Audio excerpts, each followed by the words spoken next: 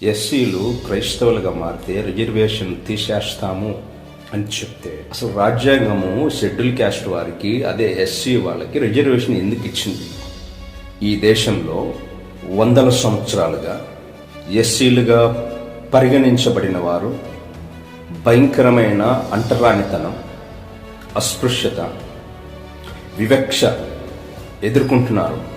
వారిని మనుషులుగా చూడట్లేదు, పశువుల కన్నా హీనంగా చూస్తున్నారు. కాబట్టి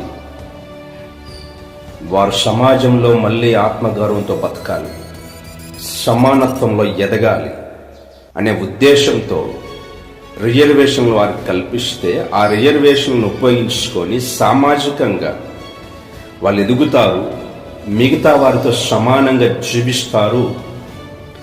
ఆ స్థాయి రావాలని కదా రిజర్వేషన్లు కల్పించింది రాజ్యాంగం. క్రైస్తవులుగా మారిన దళితులకు రిజర్వేషన్లు పోతాయి, వర్తించు అంటున్నారు. అంటే వివక్షత పోయిందా? అంటరానితనం పోయిందా? అసమానత్వం పోయిందా సమాజంలో?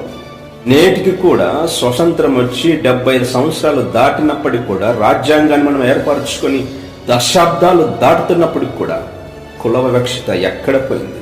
అంటే అంటరానితనం పోదు, కుల వివక్షత పోదు, అసమానత్వం పోదు, రిజర్వేషన్ పోతాయా? ఎక్కడ న్యాయం ఇది? ఇదేమి ధర్మం?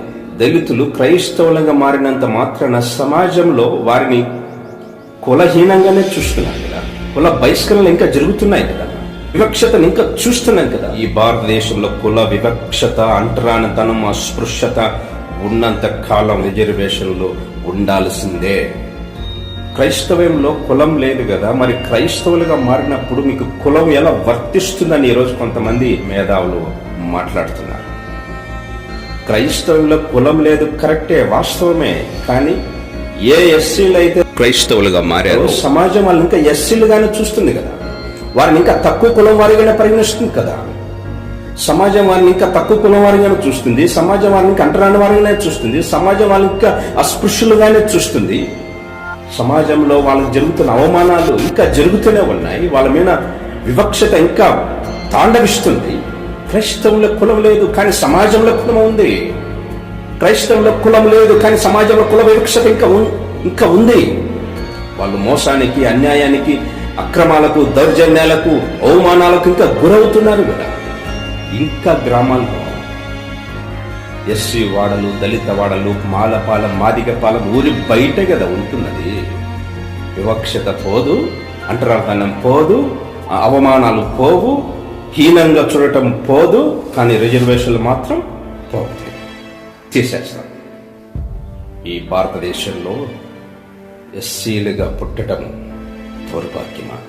క్రైస్తవులుగా మారినంత మాత్రాన సమాజం వారిని ఇంకా తక్కువ కులం వారిని చూస్తుంది కానీ ఓసీలుగా చూడట్లేదు కదా, వాళ్ళను అప్పర్ క్యాస్ట్గా చూడటం లేదు కదా. అంబేద్కర్ 10 సంవత్సరాల వరకే రిజర్వేషన్ ఇచ్చారు అంటారు ఇంకొంతమంది. 10 సంవత్సరాలు కాదు, 20 సంవత్సరాలు, 30 సంవత్సరాలు, 70 సంవత్సరాలని ఇంకా వివక్ష పోలేదు కదా. దళితులంటే అసహించుకోవటం, దళితులంటే హీనంగా చూడటం, దళితులంటే పక్కన పెట్టేయటం, తక్కువ చూపు చూడటం ఇంకా సమాజంలో పోవటం లేదు కదా.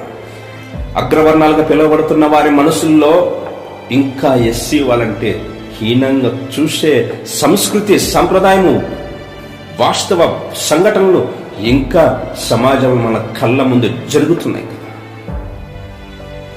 అందుకే నేను అంటున్నాను, ఈ సమాజంలో మనిషిని మనిషిగా చూడనంత కాలము, సాటి మనిషిని అంటరాని వాడిగా, కులహీనుడిగా, కులం తక్కువ వాడిగా చూసినంత కాలము ఆ కులంలో పుట్టిన వారికి రిజర్వేషన్ ఉండాల్సిందే, ఉండి తీరాల్సిందే.